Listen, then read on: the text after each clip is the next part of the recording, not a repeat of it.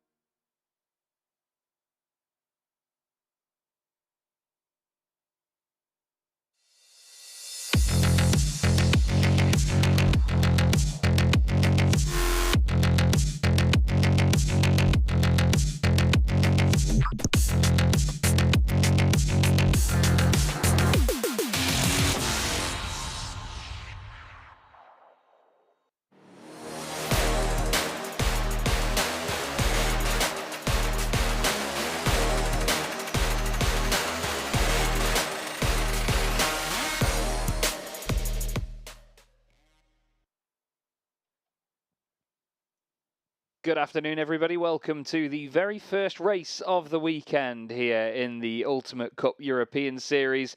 This will be race number 1 of the weekend from the European Sprint Prototype Cup here at Mugello. And as you see, the cars are now forming up on the grid. There may just be 4 cars in this race, but it's certainly going to be an interesting spectacle for anybody, especially that likes loud V8 engines, because these LMP3 spec machines make a fantastic racket in all forms. We have 4 different cars on the grid for this category. We have the Ginetta G61 LT-P3, we have the Ligier JS P320, and we also have the Duqueine D09 on the grid with us, and it's going to be fantastic to listen to the amazing noise these race cars make, and it echoing through the hills here in Italy. The sun has set slightly on part of the circuit. The shadow's getting a lot longer here in the later part of the afternoon, heading into the evening, but the conditions are still fantastic. The threat of rain has held off all day, and we're certainly excited to see what the drivers can make of this 55-minute race.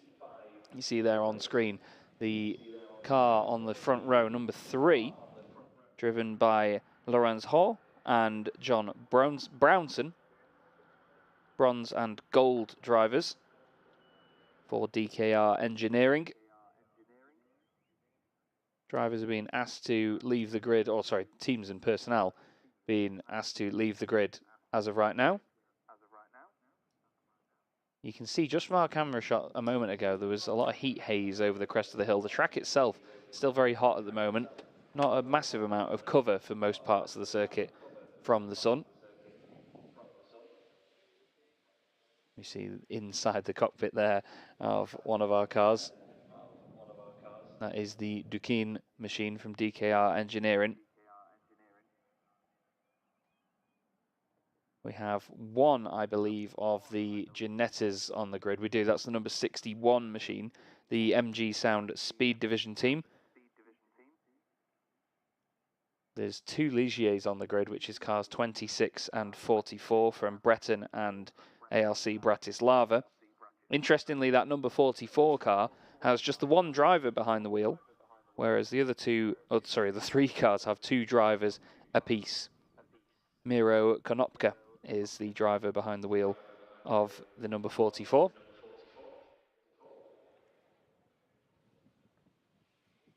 And there is the aforementioned Ginetta car number 61. Lovely looking car. Interesting how the shape differs from the others.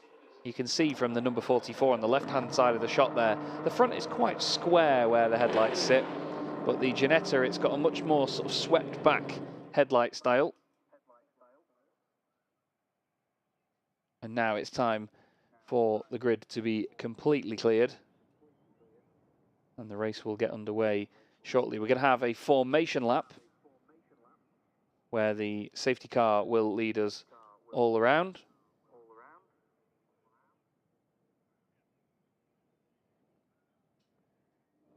And then at the end of this lap, they will then get underway with a rolling start. So it's car number 26 on pole position.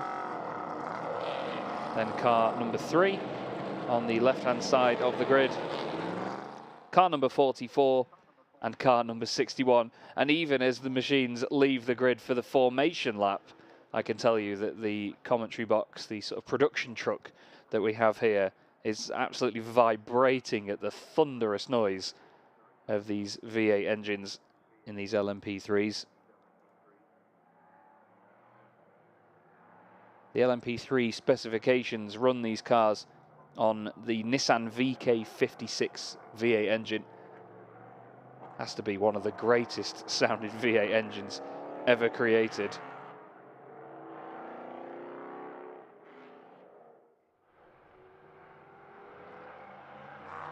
And like I've said, there may be just 4 of them in this race, but it will certainly look and sound fantastic. Whether you are trackside or whether you're watching us on the broadcast, you can see quite a lot of gravel and not so much debris, but just bits on the circuit. There's marbles and all sorts from the rubber of the tyres that have been sort of rolled up and flicked around the circuit. There was a long GT endurance practice session before this of 1 hour and 45 minutes. And that has certainly laid quite a bit of rubber down. But you can see just from the shots there just how hot it still is here in the late afternoon.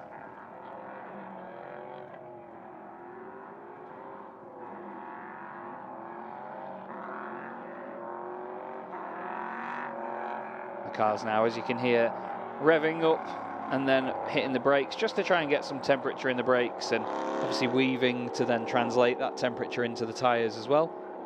The drivers can use this as a bit of a reconnaissance lap to get an idea of what the track conditions are like. They obviously had their lap around to the grid as well from the pit lane.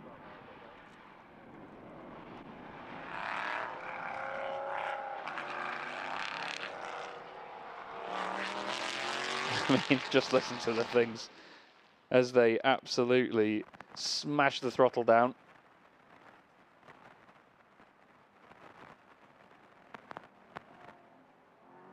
So let's not forget there is a mandatory pit stop in these races between the 25th and 35th minute. That's a 10-minute window. And the teams are only given 1 set of tyres for each qualifying and race session, as a pair basically. They had qualifying 1 and qualifying 2, which were earlier on today. Qualifying 1 was at 1:20, qualifying 2 at 2:20. And they individually set the grid for races 1 and 2 respectively.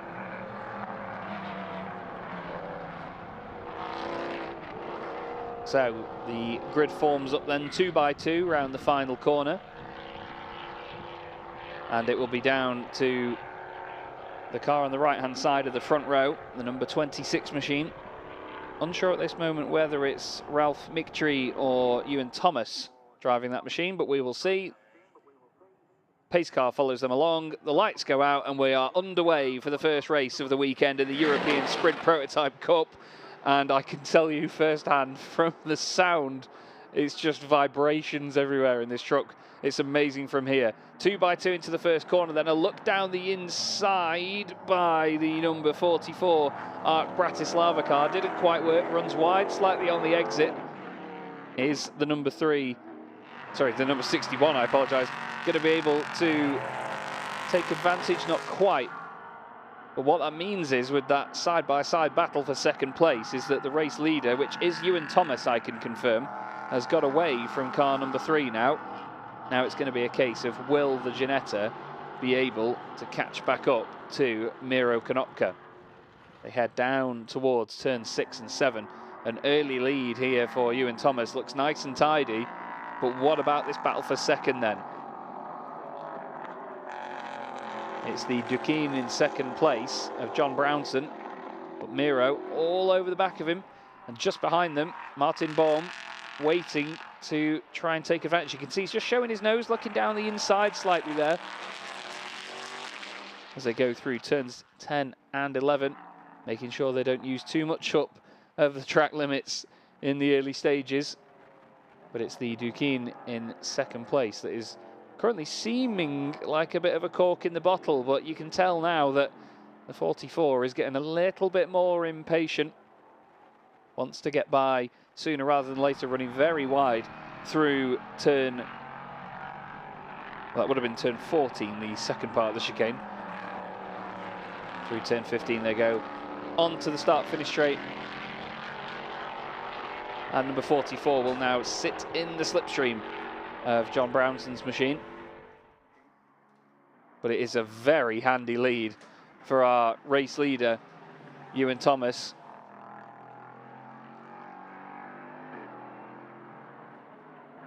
And he's going to definitely be just focusing ahead of himself now and not looking back at whatever is going on behind. He'll have noticed that obviously he's got away from the rest of the field in the early stages, but obviously a lot of confidence behind the wheel in these early moments.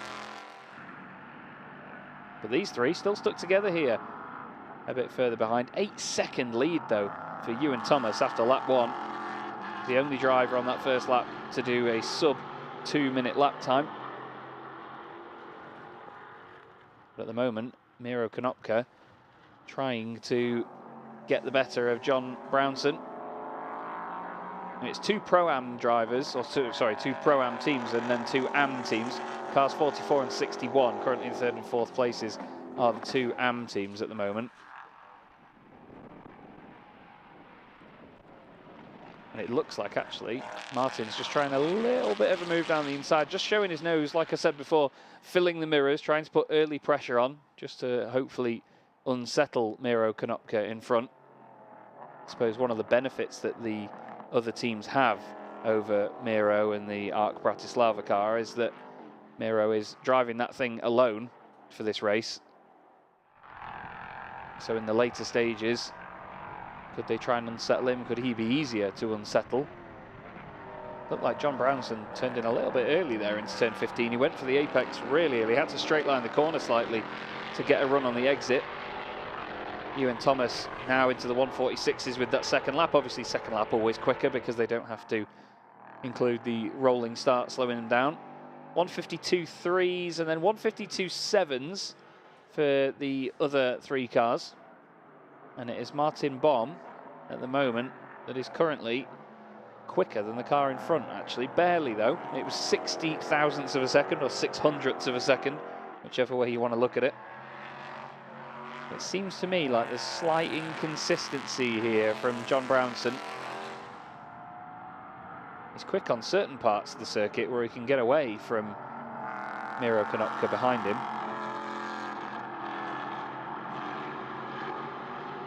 But then it's like the last sector just doesn't seem to come together for him. We'll check the sector times as they head around this time. He's actually done a 38.3 in that first sector, and Konopka was 0.3 quicker. He's not gained much visually by the look of it. But as they head up now through Arrabbiata, over the crest of the hill, down towards the chicane again, looking more and more like Martin Baum is closer and closer. But it's line astern at the minute. Wonder whether the slipstream will come into massive effect, but despite the huge wings and everything on these LMP3 cars and them being very aero dependent, they don't actually provide a massive amount of slipstream to one another. There's definitely no slipstream being produced from the back of Ewan Thomas's car to anybody else right now. He crosses the line again and does another 146 this time round, an even quicker lap this time. There he is, powering down towards turn 1. Nice and smooth through the first corner. You can see there actually from his hands on the wheel, just no adjustments, no throwing the wheel around in his hands, just one input in the corner and then gently letting off said input on the exit. The number 3 machine is still holding second place though. However, it was half a second, despite doing his best lap of the race so far, it was half a second slower than Miro Konopka on that last lap, and Miro is really closing in now. It could be this lap where we see him finally make a move, but look at the way that Ewan Thomas's car is moving around as he headed down the hill. It was very, very squirrely. You could see the back end just slightly breaking away. But it's all looking smooth and in control from Ewan Thomas's perspective at the moment. And I'm happy to say that Claire's joined me back in the comments box. Hello. Hello. How are we doing?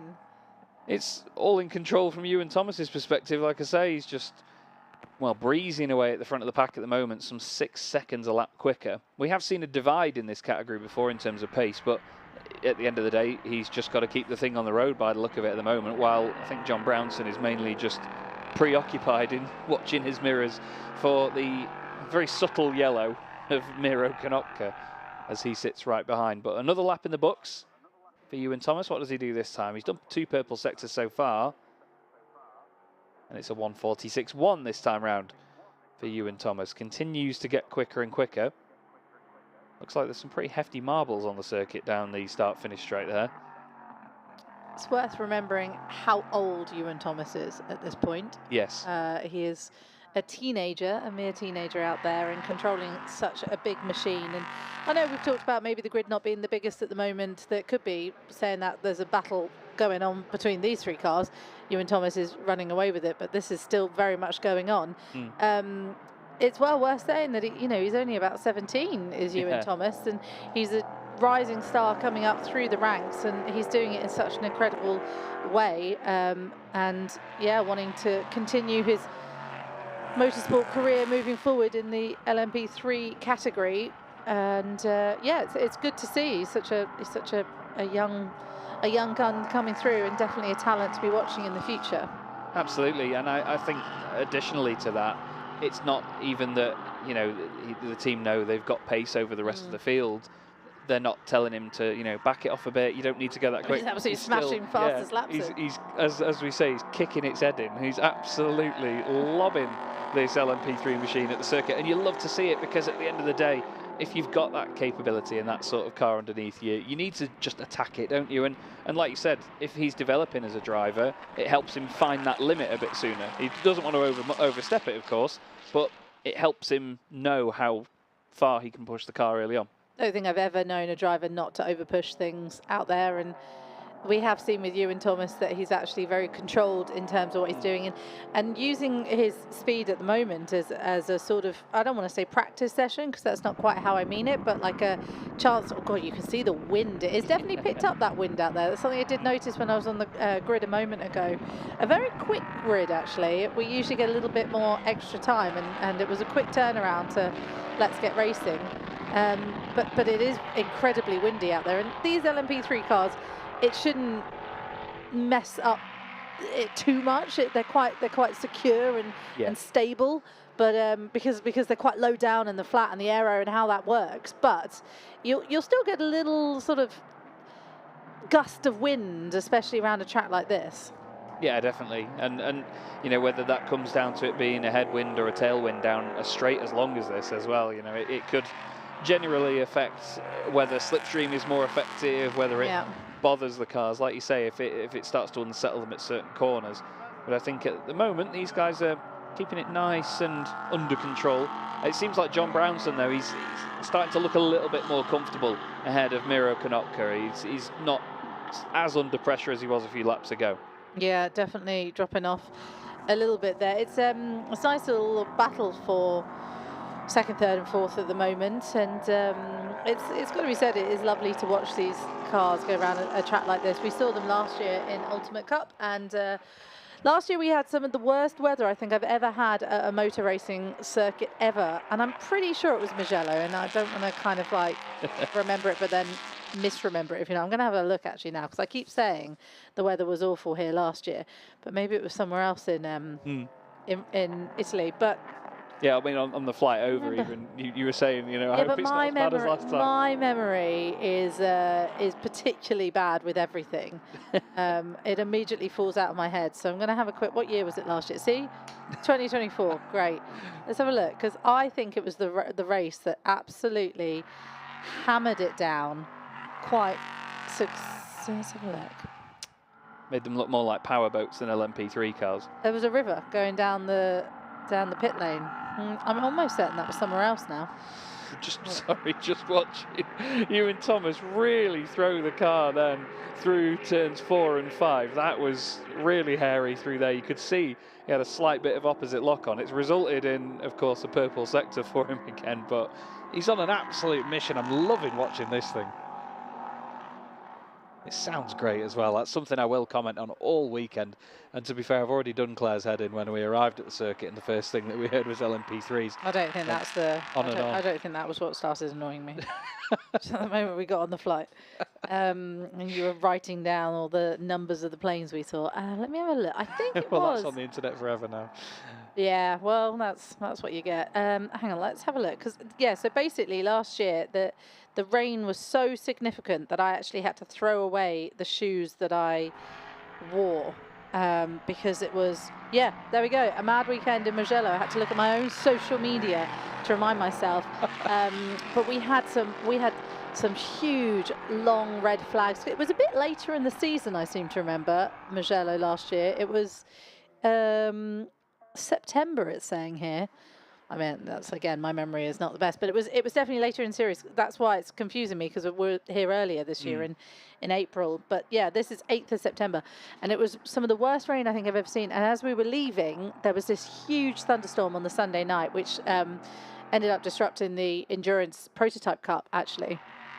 And it was to the point where we'd had lovely weather, we'd had okay weather, but then the heavens opened before the endurance race. And it was such a shame, because we missed out on some great racing from, obviously, the Endurance Prototype, which has got some incredible racing drivers just in general in it.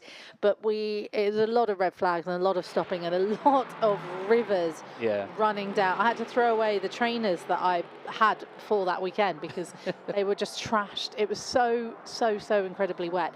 And the weather can change incredibly quickly here. We've got an okay looking weekend for weather wise, but you can see around us, and you'll see on the screens that you can look one way and it's bright blue skies, and you can look the other way and it's looking menacing. So it can change at the turn of a hat. But yeah, I remember driving to the airport, and it was driving around, and you mentioned it when you were driving over here, the small mountainous roads. Well, imagine doing that with hammering rain and, you know, fault lightning and thunder, and the rain was just, oh my goodness, you know that feeling, you know, when you're in a tent and you feel like the tent's going to fall down because of the rain. That's what it felt like in a car. It was crazy. It was such a good place to go, and I'm so glad that we've come back and the weather's much nicer this year, because I've been really excited to watch the prototypes, especially around this track, because I think it's going to be really fun. But yeah, it was a very wet weekend, so I'm happy not to see the rain. I'm going to look what the weather's doing actually for the rest of the weekend, because I think I looked originally and it was rain, and I was like, I can't do it again. I can't. But actually, it's looking like it's going to be a bit cloudy and sunny tomorrow. Today's looking like the nicest of days, but 19 and the highs of 18 on Sunday. So cloudy, but no rain. Monday, there is a bit more rain. So it can rain then, because I'm gone. Yeah, but, absolutely. One of the best places in the world, is it? Most of Italy, I would say that, but especially this track. Your first time here, how are you feeling? I love it. It's so beautiful. I mean, even from in the production trailer we've got here, you know, looking out of the window, seeing the sun over all the hills, it's gorgeous. I was actually concerned earlier, because earlier in the day we did have a thunderstorm warning, but it happens, like you say, so quickly here, because as soon as it's sunny, there's high pressure. South of the circuit, there was a huge amount of dark cloud rolling over, but it just seems like every time cloud goes near that hill, it just burns off as soon as it reaches the altitude. So it seems all right. South of the... Yeah. Is that, would you say that's a... I just checked my Google Maps. And did I get it right? The map providers are available, and you did get it right. Okay, well, I get a bit confused, because I'm not going to say it, because people will be like, it's south, it's down. But it depends where you're standing, doesn't it? Because if I'm standing looking that way, which is now I know the north, then that could be the south if I turn around. To be fair, if I had any common sense about me, I would just base it off where the sun is because it sets in the west. But I didn't think about that. I went straight to Google first. I wouldn't do that. I wouldn't even think that. We look here then at car number 3, which is John Brownson. Still ahead of Miro Konopka and holding on to the position for now. And as I say about the shadows, you can see them getting long as the teams watch on from inside the garages. There's the camera. Give us a wave. Say hello. And there is our race leading car. Now, I was just looking at the rear tyres of that thing. Now, obviously, these LMP3s, they have very chunky tyre writing on the side of them, and it, you know, highlights how quickly the wheel's spinning. It looked like the bodywork was... No, it looks like it is, because it's funny you say that, because when we were watching it, it wobbles. Yeah, it really does flap around, doesn't it? The rear right, especially. I was looking at it earlier and I was like, is there an issue? Are we on an issue here? But actually, no, the bodywork is just, I don't know, maybe it's, I'm not a mechanic, so I'm not going to know, or an engineer in that way, but maybe I think it's the rear instability of the car just slightly is knocked off, because you can see there it wobbles to the back. But I think, I don't think he smashed it into anything. I think that's actually just how the bodywork moves with some tyres. I suppose that's the fine art, isn't it, of trying to make a car that's sturdy but also so light at the same time. And yeah, exactly. Very finicky. They are remarkably fragile, actually, LMP3 machines. They give off this sort of vibe that they're really heavy. I mean, look at it bouncing there on the exit of turn 12.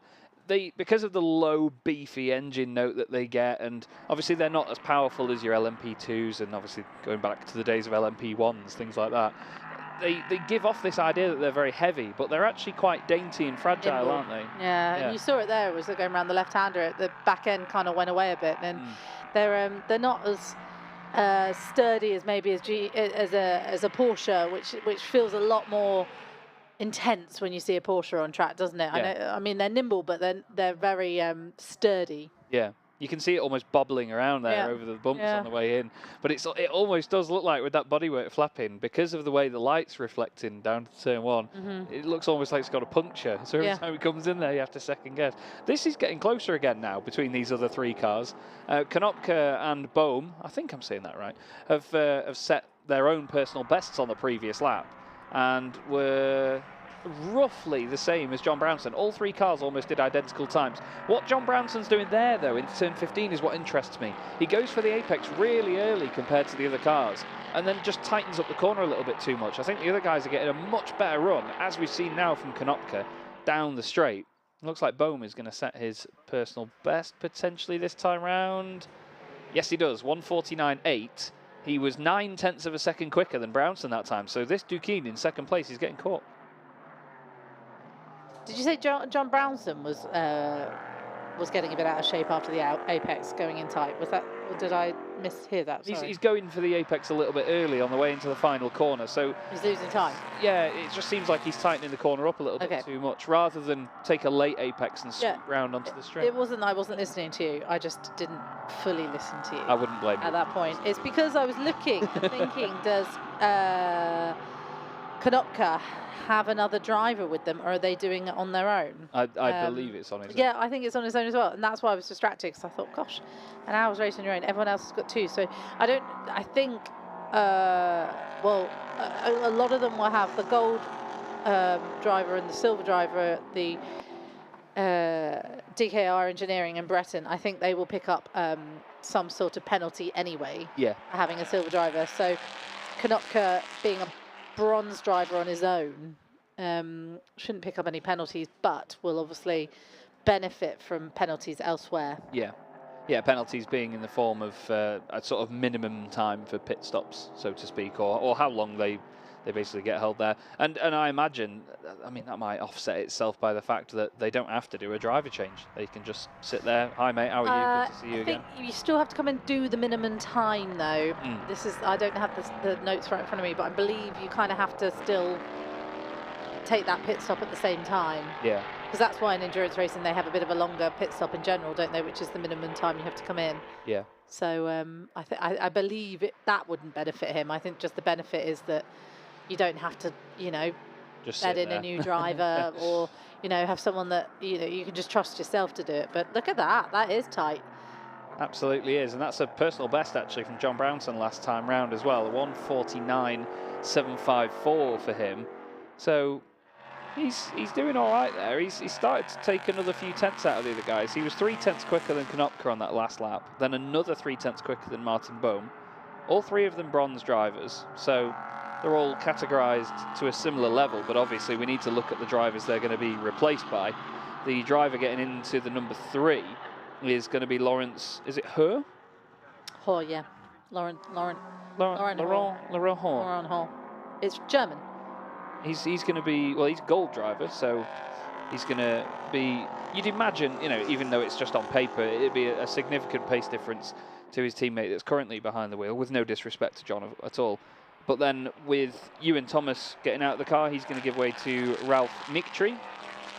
And then, of course, we have Martin Bohm, who's going to give over to Andreas Wojcik. Now, I'm intrigued to see what he can do, because they're going from silver to bronze here. That's the interesting thing. Although, no, on my note here, I've got Martin as a silver driver, but on the timing screen, he's bronze. Yeah, well... Does that make him copper or something instead? What is it? Yeah, maybe he's had his... Oh, there was a big puff of smoke there. Not smoke, gravel is the other word I was looking for, from John Brown and Brownson. I believe those tyres will start feeling a little bit tired by this point. Half an hour in, or 20 minutes in, 55 minutes of a race. At this point, the temperatures are going to get a bit funny as well, because it's got quite a lot warmer out there. He's struggling out there a little bit. Yeah, I don't know what that was there. I'm not sure if he was distracted by changing something on the wheel or speaking to the team. You see the dirt on the rear left. Yeah, those tyres. He almost straight-lined that crest of the hill a bit too much there, didn't he, as he came up towards turn 1? Because while we do call it a start-finish straight here at Mugello, the last thing it is straight. It's very curved, and it's not that. It's a very short run into turn 1. It's a lovely, lovely circuit though for that. It's such a classic circuit. It's very undulating and yeah, fantastic to look at from all angles.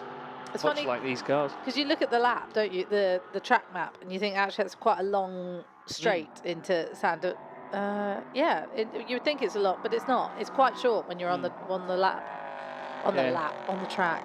I suppose when you're on a lap as well, it's quite short. I didn't sleep incredibly well last night, so I'm getting to the end of the tired level now. You know, when you start just saying words, you're like, that's not the right word. That's my entire commentary career.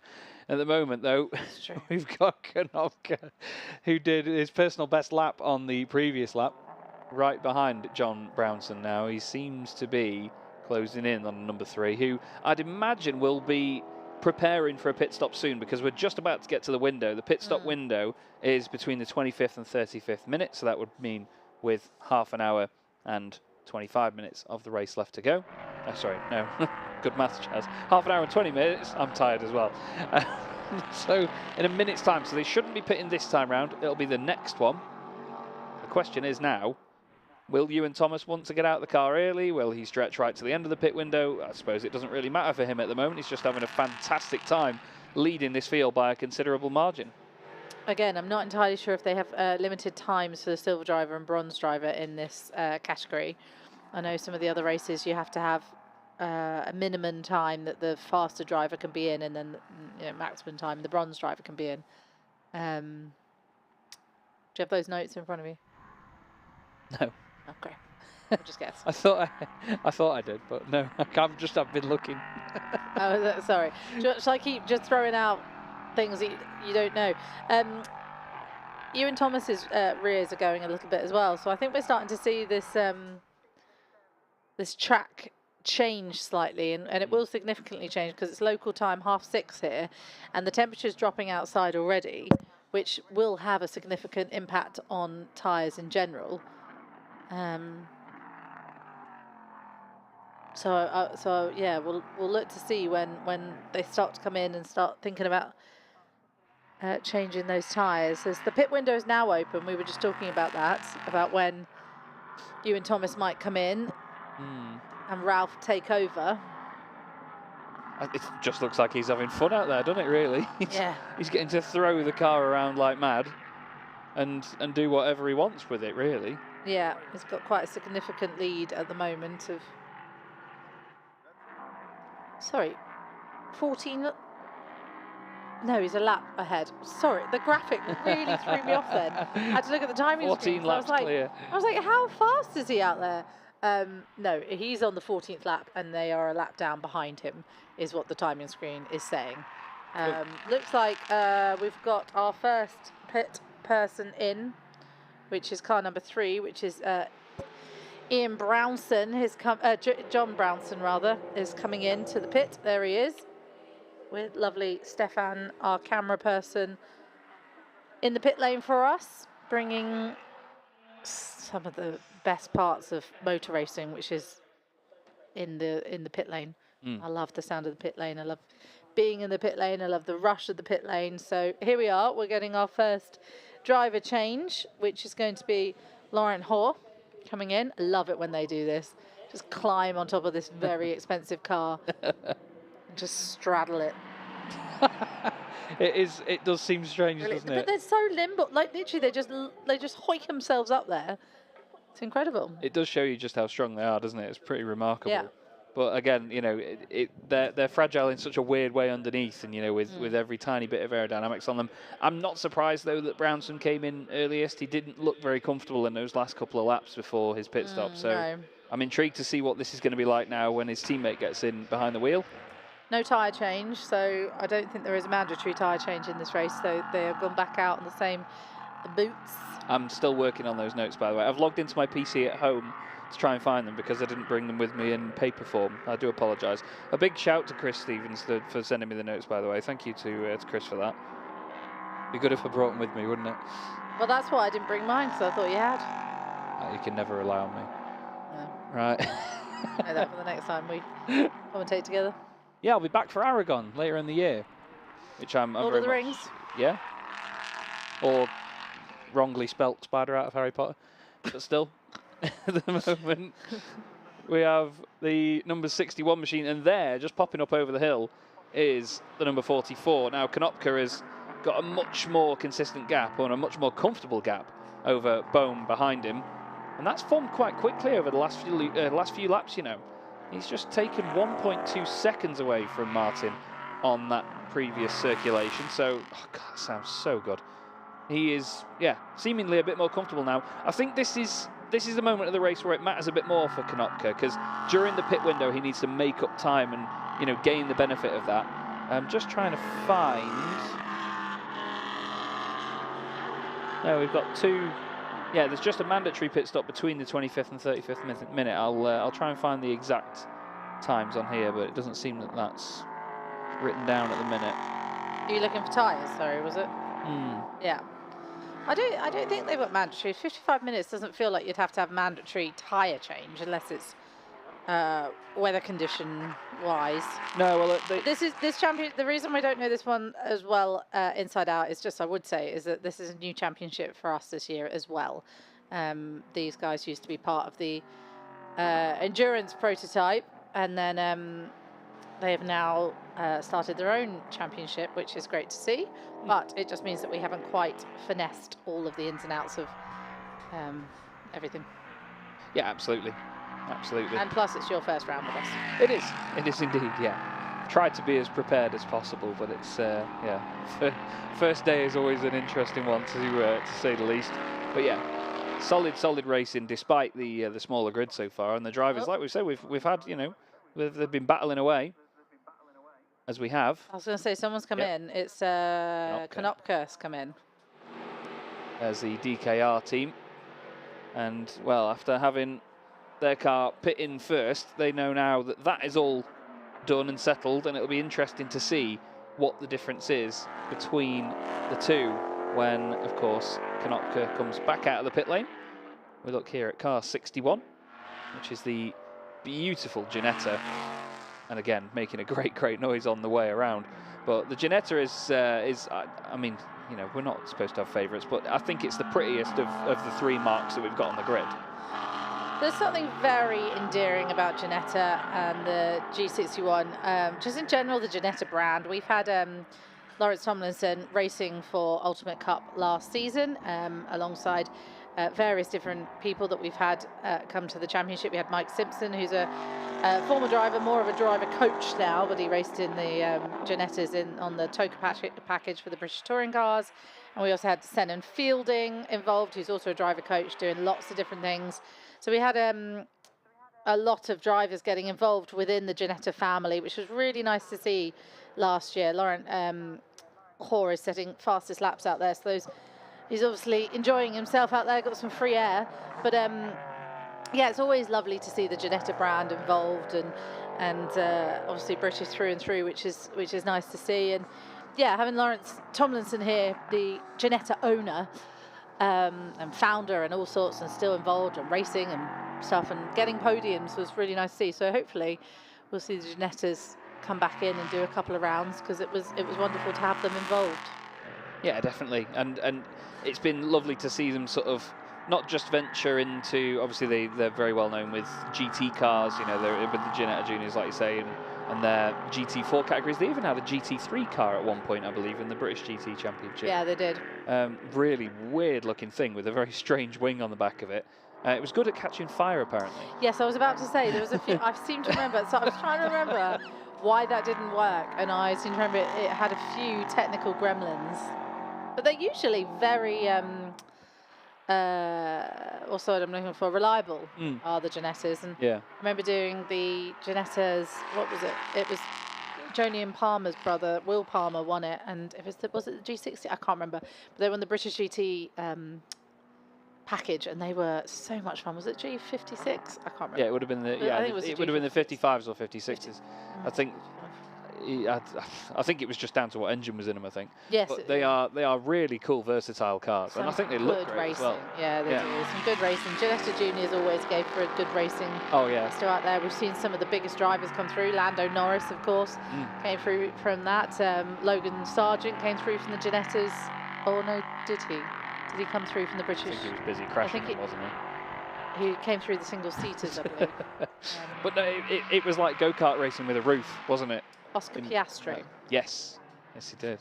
There's been, some wonderful cars from Ginetta, but I was really excited to see when they went into that. I think they planned on doing an LMP2 car at one point. I'm not sure if that ever raced. I remember seeing it announced somewhere. But then when they brought out this LMP3, I was loving it, because as the category of LMP2 and LMP3 has progressed time and time again, you know, we no longer have these open cockpit cars. They're all closed cockpit like this. They're really cool to look at, but they all share a very similar shape. You know, the front wheel arches extend really far forward to become the headlights, and they all got more and more square in time at the front end. But that's why I like the Ginetta, because it's so swooped back. Swooped. Here it is now, indeed. Into the pits, car number 61. Ooh, some impressive brakes there. Yeah, sound like mine on my BM back at home. But I bet this can stop quicker. So it'll be Foytik that will get back in the car. And I believe as well, one of the other regulations they have, similar to what we have in the Endurance Prototype Cup, is there's a minimum amount of people can be involved at a pit stop in a time. Yes, is that right? I believe that is also the case. Is our race leader in, by the way? Go on then. Ewan Thomas then will get out of the car. He'll feel pretty relaxed, I imagine, at this point. He's throwing the car about. Drivers are never relaxed. They're never happy. They're never relaxed. Is one usually more apparent than the other? As in, is one more relaxed and then one... Well, I don't know. Is it more often that you find they're unhappy, or...? I mean, no comment. So, Brownson now retains second position. Well, it can't be. It's Laurent Horse. Oh, yeah. It's a different driver now. Yeah. So used to seeing that and just calling it for that. Yeah. I need to get used to these driver swaps. But, yes, it is indeed. And it's actually, I was going to say, the 61 just on its way out now. And there is Final one. Race leader. Oh, no. Car number 61's not coming yet, has it? Yeah, it was just in. He's just come back out. Oh, is he? Pit out. He's expecting them to. No, he's a long way behind the number 3. It's actually the 44 that's now at the back of the pack. Pit window is now closed. So they kept that tight. Yeah, I was going to say they left that really late, didn't they? I did wonder when they came in whether it was down to, you know, when it must surely be when they enter the pit lane as to when that window gets counted. But that was, yeah, certainly. It must be when they enter, and then when they exit, there must be a little tiny window within a window, because it closed immediately after they went out to the pit exit. Yeah.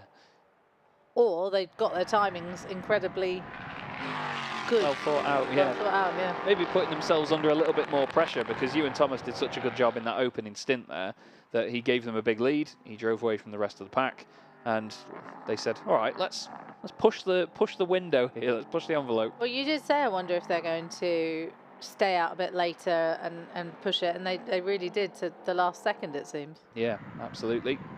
We look here then at Konopka. Third position for him. Boehm's car, well, what was Boehm's car, now will be driven by Andreas Vojtic.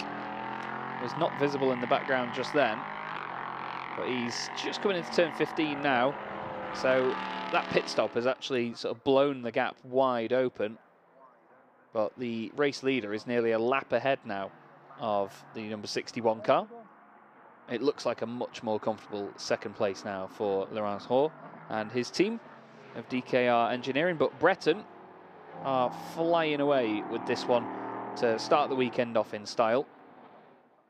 It's interesting how the different camera angles seem to make it look like a complete different time of day. Yeah. The camera angle down at turn 1 just then, it looked like it was about lunchtime. It was just bright as anything. But here you can see the shadows getting a bit longer. You get that idea that it's coming towards the end of the day. Also, the cloud cover's coming over a little bit over the north side of the circuit. Now So we know that, we're going to run with that, aren't we? Yeah, but you can see it is definitely getting darker out there, and the track temperature will be dropping as it goes. I was going to say, I think they'd be very thankful for that, considering that they tend to use one set of tyres per race. They have one set per quali and race that they have to do. So you can imagine that even in qualifying as well, they take it a little bit easy, maybe get a banker lap in, see if they can wind it up for a fast one. And then if they're happy enough with that first fast lap, leave it at that. You know, don't waste the tyres when you can use that later on in the race.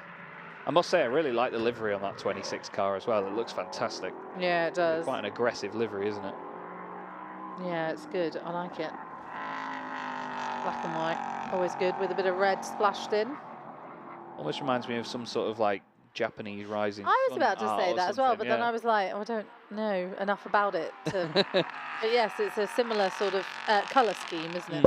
Oh, sorry, hit my mic. They're No one heard that. a Czech team as well. All teams from different countries as well. We've got an Austrian team in the form of the 61. The Slovakian team, I believe. Yeah, Slovakia. Yeah, I always get the crests on the flags the wrong way around. Well, it says it next to it though on the. Oh, you're not looking at the. I'm on a different. I've got the. Oh, I'm looking at the spotter's guide, not the I entry was like, list. what are you talking about? I've got it. It's written There's down my at the error. entry list. So There's Luxembourg, Czechoslovakia. Oh, I'm glad you said Luxembourg, because I was going to say Dutch. They're the same flag with a different shade of blue. Yes. Well, yeah, exactly. And then Austrian. Absolutely, which could also be Latvian. No, with a thinner white the stripe. drivers are Austrian. I'm glad Claire knows this and I don't. But still, fantastic stuff. Flapping bodywork aside, a brilliant performance so far by the number 26 machine. Just 15 3/4 minutes left to go. You can see the sun casting those fantastic shadows over the hills in the background. It's very picturesque, that final corner, and then you just get that brilliant noise. And it really does echo around this place as well. That's one of the cool things about it, is that because of all the hills, the acoustics around this place are just unreal. Every time a car goes down the start-finish straight here, you can just feel it through the floor of the production trailer that we're in. It's just really, really cool. Now, one of the interesting developments in this race for me is this driver right now that we have on screen, Laurent Hoare. He's now the gold-rated driver, so he's going chasing after that race leader, in fact. He's 35 seconds back from the now, well, it's Ralph Mictry, isn't it, that's got in the car. And he's obviously got a much more exaggerated pace advantage over Ralph. So he's closed the gap. Yeah, it's not over yet. It's just come down by another 2 seconds. Yeah, they're on the same lap now. And originally, Ewan Thomas had managed to get a lap advantage, over a lap advantage. So yeah, interesting to see. Absolutely. There is the 61 Ginetta, currently running in last place, but again, not completely worlds apart from the car ahead. I don't think that Andreas has set his driver ID on. No, I don't think he has he? On our timing screen, it still says that it is Martin Bowen. Either that or Martin's just gone, I'll do it. I've got this. But that would be very naughty indeed, I believe. I think if he suddenly chose to do that, then they would get a... I think you can if there's illness or something. I seem to remember we had something like this last year where suddenly a driver was on their own. But I don't know if the rules and regulations are different for this one. But I'm pretty sure as long as you withdraw that person, I think. Yeah. Or at least tell somebody. Yeah. I'm not sure. Namely the other driver. Yeah, no, we had a couple of sicknesses last year actually, and people had longer stints or such. So I think you can do it. Looks great though, sliding its way around. You can see actually how much rubber's on the circuit as well at this point, because there's still quite a reflection on the racing line. It looks very slick indeed. I love a matte livery. Yeah? Yeah, I am very partial to a matte livery. It's just all exposed carbon fibre. It looks really cool, doesn't it? You can see the individual threads shining away. I know you're meant to be like, oh, it's just carbon fibre, but I don't care. I just love it. I love, and everyone's like, well, I've got nothing on it. It's just carbon fibre. It just looks raw, doesn't it? It's like the Batmobile. Yeah, indeed. Just sounds so good. That's the one thing I will never get over with LMP3 cars. The sounds are so brutal. Such a throaty noise. The gap has gone up by the look of it now, actually, between Konopka and Wojcik. It was 9 seconds on that previous lap. It's now 11.1. So it seems like... It's been given the hurry up. Yeah, he was half a second quicker in the middle sector and another 0.6 quicker, actually, in the final sector. So, and that was his fastest lap of the race. So he's definitely been given the hurry up, and he's now quicker again in the first sector. So someone's clearly said something to him. Maybe his team manager's offered to buy the beers for the night or something if he keeps him behind, and he's thought, right, let's crack on, get the job done. It must be scary taking them up there at that speed, because there's such commitment required through the Arrabbiata corners, and especially then when the exit of the second one is over a blind crest, so you can't really see a lot of what's going on. It's hard to judge how early you have to be on the throttle. Saw a driver lose it there earlier today, didn't we? Yes, yeah, it was Augustin. Yeah. He and then he went on to top the qualifying session. Went off at Arrabbiata at turn 8, the first of the Arrabbiata corners. Apparently, nearly, according to our friend Alexander, the French commentator, he said that he nearly went into the wall and managed to keep it out. He brought the car back into the pit lane, went back out, and then topped the qualifying session, which was brilliant to see. Now that 35-second lead, Claire, has come down to 20 seconds now between Mitri and Hoare. He's reeling him in at a rate of knots at this point. I'm like, when? Yeah, isn't it? It's mad. 22 seconds now. So. Oh yeah. Yeah, I'm a bit confused by those timings. I don't. Yeah, because one screen says 22.8, the other says 20.8. Yeah, well, that one, the one. It doesn't work because nobody can see what we're looking at, but there is one at the top left, which is, I think, the official one with the sensors, and then I see. It's now gone down to 18 seconds. I don't know anymore.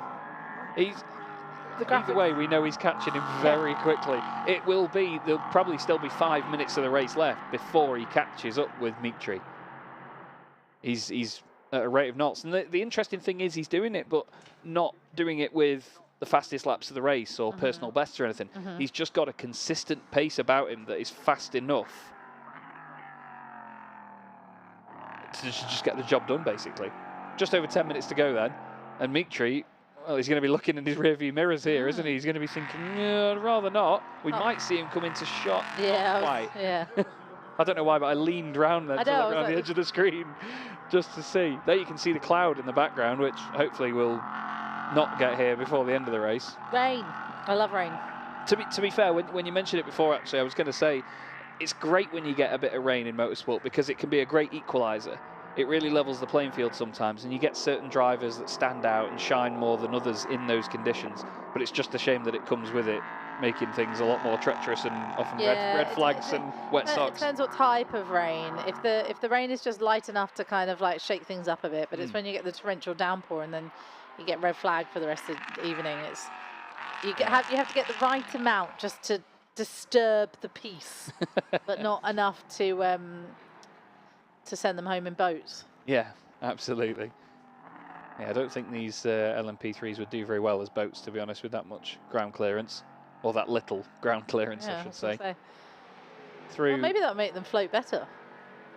Yeah, you never know, actually, because the whole bottom is basically one massive skid plate. Yeah. I want to find out now. I want to somehow find out. Take one on a skid pan and see how it does. But out of the final corner, once again, comes Mitri. Feels like they've done a lot more than 24 laps. Well, maybe mainly because they've done 25. But it feels like a lot more than that so far. There is the number 61 Ginetta, currently driven by Andreas Vojtic. His last lap was a 1:50.9, just over a second off his personal best. Konopka's near his personal best, as there is the fastest lap of the race by Laurent Hall. 10.7 seconds now. He's on a mission, on a real mission. On a mission. I think I overestimated slightly with saying it'll be 5 minutes left of the race. It'll be a bit less than that by the time he catches up to Mitri, if he keeps this pace up, that is. Because Mitri was a lot quicker on that previous one than he has been before, but I mean, even then, there was, what, 6.2 seconds difference between the pair. He's taken like 20 seconds out, maybe more, in a couple of laps. Yeah, 3 laps. That's crazy pace. But this is the interesting part of endurance racing, with so many variables, the different drivers and conditions and so on. It's great to see it at different stages of the race. There's a complete different dynamic. Just want to listen to this Ginetta again. It's a naughty noise. As we look at Konopka, 1 minute and 7 seconds off the lead, but he's a considerable 16 seconds ahead of the 61 machine. 7 minutes left on the clock. Looking resplendent through that first chicane. The gap now down to 6.9 seconds for the race lead. It could change hands very, very soon. It could be a case of just a couple of laps. We'll have to see what the times are like.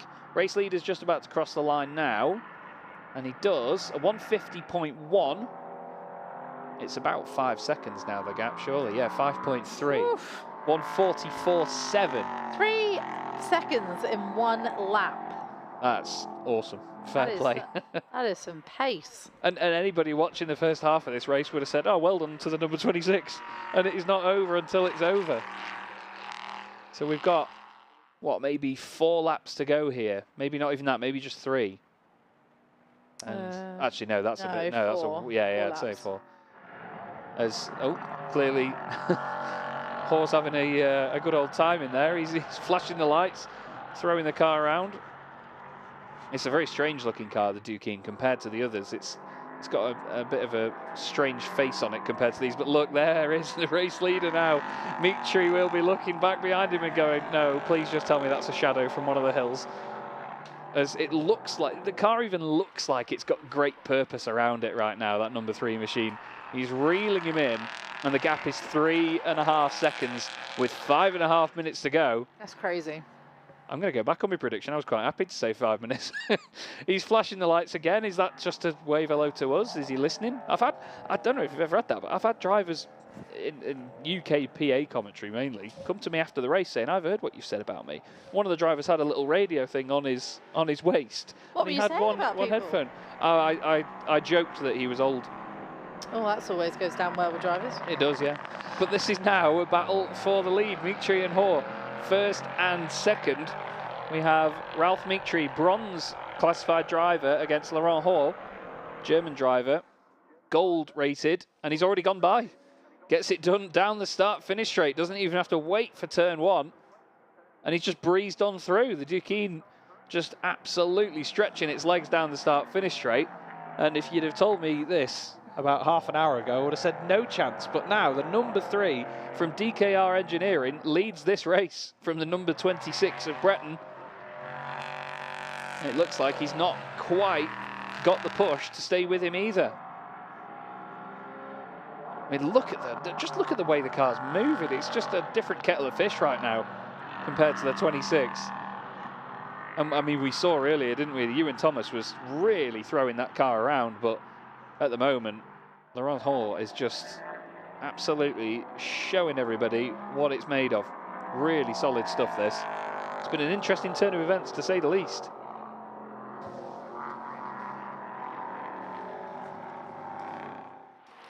And now you can really see on that back section of the circuit, just before turns 10 and 11, it is all shadow, but you still see the beautiful hills in the background. I don't think Mugello will ever not be breathtaking. There's nice and tidy. Goes our new race leader. And he did cross the line last time round, didn't he, with the lead. He did it just before the start-finish line. So this won't be the first lap that he's led, actually, in this one. Lovely sound there of it popping and crackling on the overrun. Now, is that number 26 car not well? Because that looked like a very timid run through that chicane. I know he's been losing a few seconds a lap here, but that looked a lot more significantly slower. Let's just check the lap times, because that's a 1:45.0 from Laurent Hall. And it's going to be a considerably slower lap for Ralph Meektree.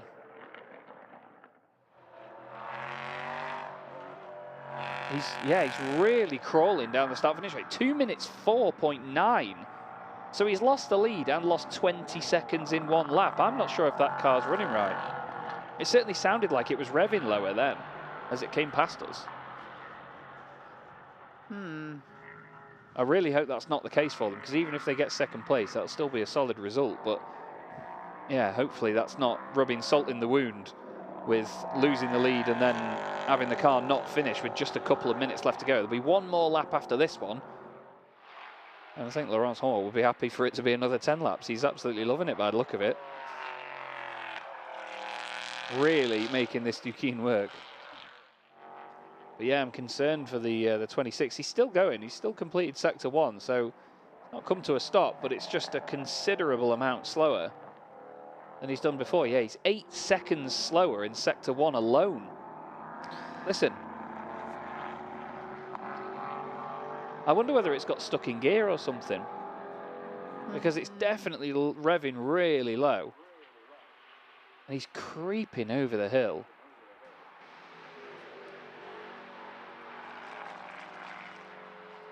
I'm really not sure, you know. Really not sure. It could be anything. We'll have to try and find out somehow and report back to you on it. But it does look now like it's coming to... Oh, I don't know. It looked like it was going to come to a halt there, but he's... Still running.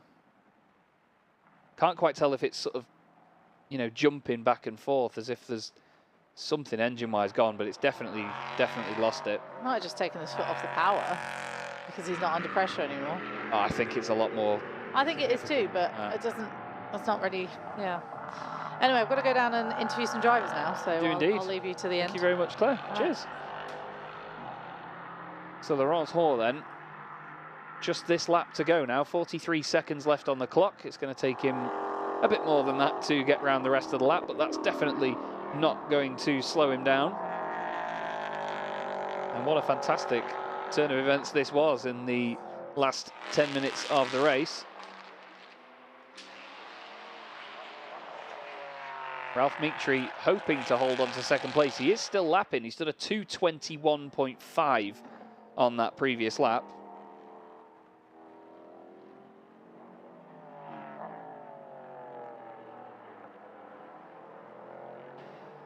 And with just a few corners left to go, it's going to be Laurent Hall and his teammate John Brownson that will take the victory.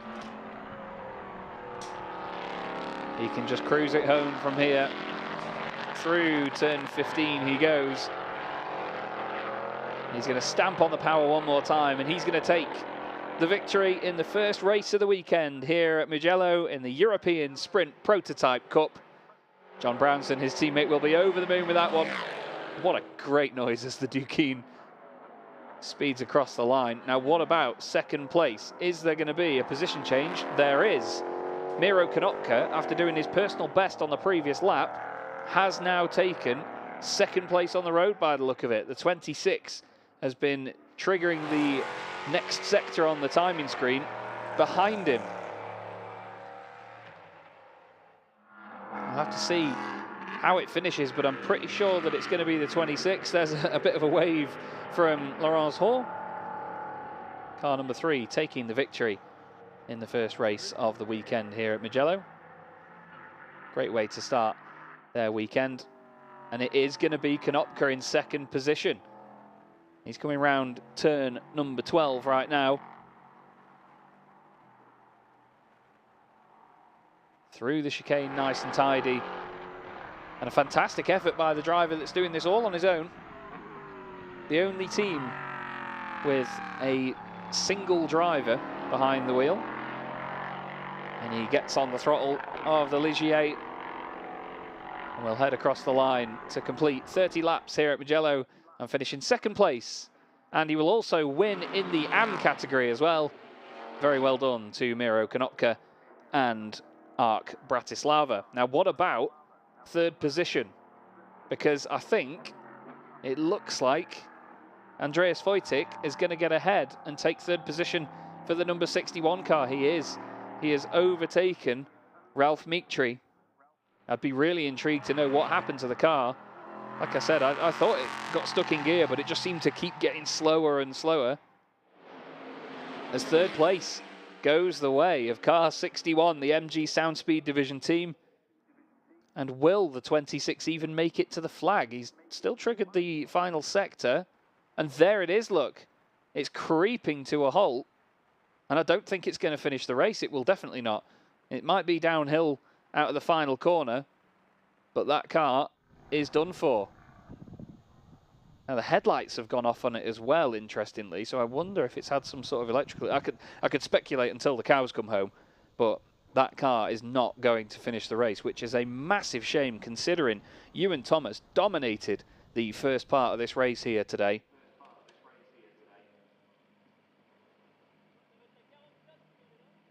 That's devastating stuff, though, but there is a quick thumbs up from Laurent Hall. And another thumbs up and a very well done to him and his team. That is a huge, huge shame, though, for the 26. They started losing a lot of time. And then all of a sudden, that just snowballed and got worse and worse.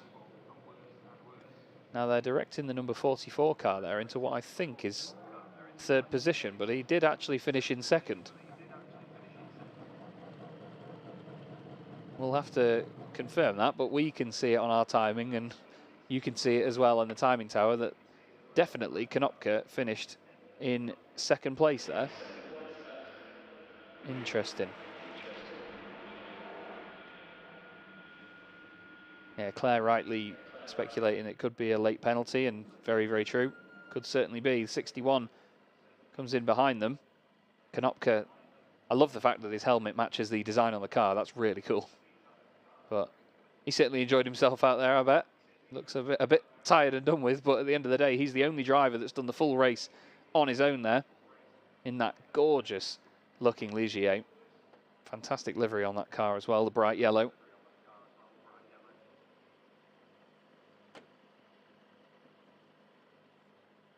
Yeah, we're additionally intrigued by the fact that 61 hasn't now pulled into the second place spot. So maybe we'll get a first and 2/3. We'll have to see. But Claire, as you can see, is down there ready to grab our race winners for an interview in just a second. And we'll see what he's got to say after such a great turnaround towards the end of the race. Down to you, Claire. Well, as always, I've lost a driver immediately. Laurent, congratulations. That was an incredible performance just at the end. I know you can hear me back, so we can hear each other back, so it's going to be very difficult. We'll try and work this out. The speakers are very loud behind us. Talk me through your stint though. Well, John did a very great job today. He kept the car in second and he preserved the tires, and so he gave me a good car to finish the job. So I jumped in the car, I pushed with everything that was left in the car. It's really hard hearing yourself back, isn't it? Welcome to the life of a broadcaster. You can always hear yourself.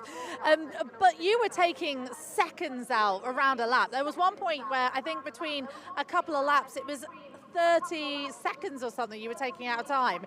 It was a lot. I think I have a slight advantage compared to the other guys. I've been racing here last year in European Le Mans Series, so I have some track knowledge. Yeah, the team gave me a good car, so it was not too difficult. This is difficult, this interview, so congratulations, well done. We managed this. We did it. I've got a whole weekend of this. Congratulations. Right, racing, of course, does continue. This weekend, we'll be back here tomorrow at 8 a.m, so make sure you join us. We've got more racing to come from Ultimate Cup.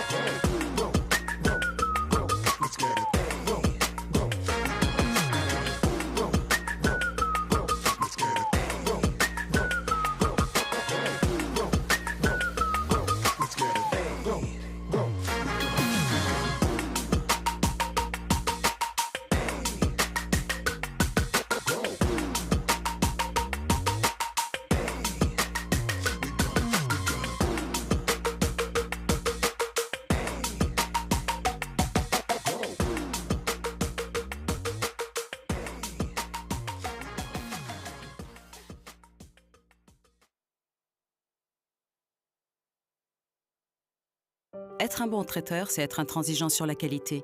On ne fait du bon qu'avec le meilleur. C'est être impitoyable sur les recettes. Quand c'est bon, il n'y a rien à ajouter, rien à enlever. C'est être irréprochable sur le goût. Il faut prendre du plaisir pour en donner. Voilà, pour être un bon traiteur, il faut être intraitable. Parfaitement intraitable.